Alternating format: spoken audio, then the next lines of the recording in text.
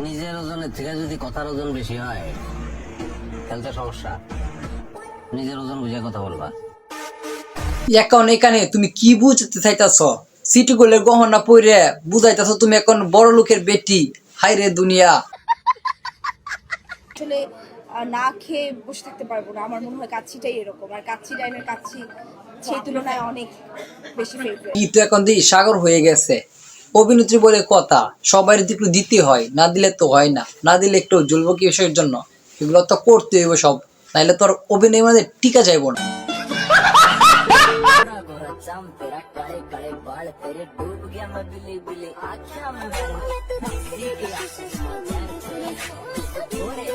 একটা দেখা যায় ছাগলের 3 নাম্বার বাচ্চার মতো, আর একটা দেখা যায় মেয়ে কলিফার মতো। মানে পাগল ছাগলের একসাথে মানে কন্যা হিদল ভাই মানে মিলছে আর কি, এক মেসিং হয়েছে।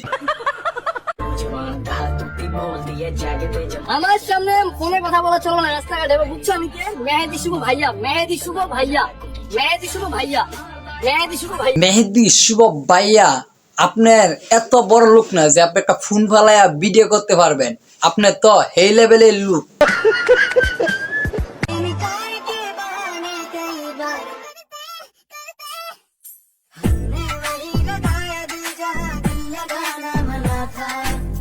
আচ্ছা আমি বুঝি না এরা এক সাইড বাইর করে কি বুঝাইতে চা, মানে কি মানে আপনার মধ্যে কি আছে প্রতিভা, এগুলো কিছু বুঝাইতে চান নাকি? মানুষ রে বাবা।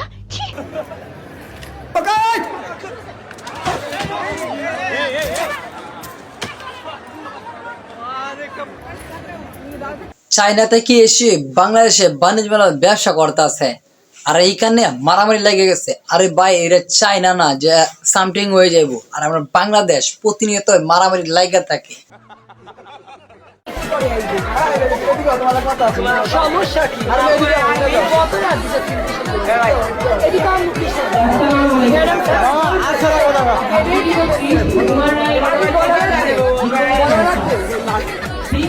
স্যারদের প্রিয় ছাত্র, ক্লাস টপার, মানে ছেলে হয়েও একটু মেয়েদের মতো আলাপ করে আর কি, মানে কথাবার্তা বলে আর কি, এটা।